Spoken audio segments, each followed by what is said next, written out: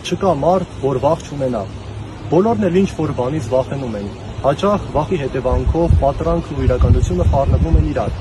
երբ մարդը չի կարողանում դրանք իրարից զատել։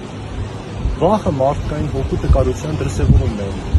Հոգու տկարություն ասելով հասկանում ենք մարդու փոսելիությունն ու թերահավատությունը։ Թերահավատ մարդը չի կարող դիմակայել չարի բոլոր փորձություններին։ Հոգեբաններն ասում են, որ վախը մարդու ինքնապաշտպանական վնասն է։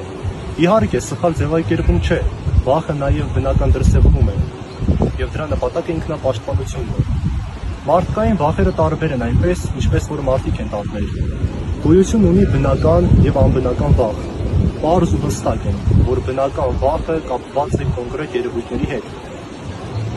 Ջրի հետ կապված վախը, բարձրության եւ այլն։ Վախը դրա հստակ հիմնարկն է։ Անբնական վախը ավելի միստիկ երևույթ է մարդկանց կյանքում։ Մարդկային շփումներից,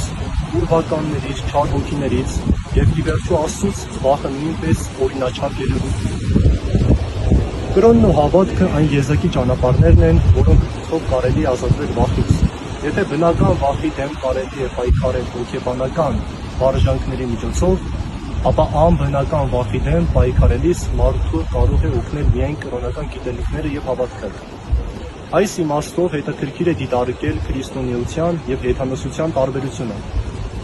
Հեթանոսության մեջ վախն էր ստիպում մարդուն պաշտել բնական երևույթներին, աստվածացնել դրանք, արդյունքում դառնալ սնոտիապաշտ։ Իսկ քրիստոնեության մեջ քրիստոնեությունը ազատում է մարդկային վախի զգացումից։ Հնարավոր է, որ քրիստոնյաները եւս վախենան, օրինակ վախենալով դժոխքից մկրտվեն, ապաշխարեն, խուսափեն մեղքերից եւ այլն։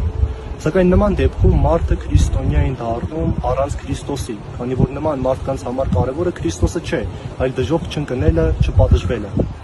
Մենք իրականում ընտրում ենք ոչ թե քրիստոնեական կրոնը, այլ Քրիստոսին։ Ավետարանում Քրիստոս պատվիրում է՝ մի վախեցեք, ես եմ։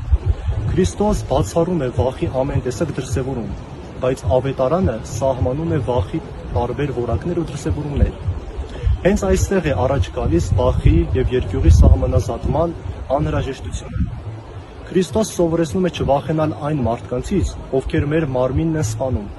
այլ վախենալ նրանից, ով մեր հոգին դժոխքի կրակները նետելու իշխանություն ունի։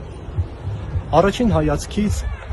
հակասություն ենք հանդիպում, բայց շարունակությունը կարդալիս հասկանում ենք, որ ավետարանը հարուստ է վախի տարբեր դրսևորումների սահմանումներով։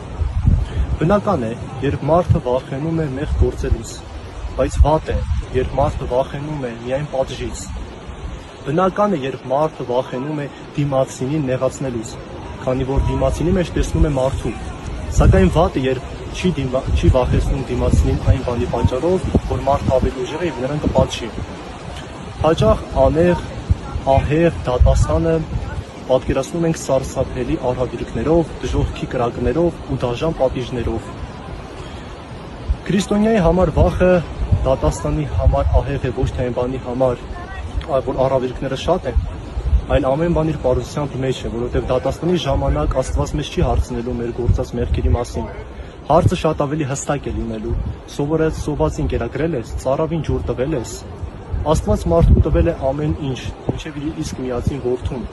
բայց մարդը մերժեց Աստծուն դավաճանությամբ ու շնությամբ, ստախոսությամբ եւ պիղծ կյանքով։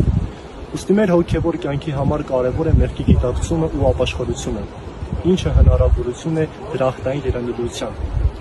Իսկ դժոխքն այն է,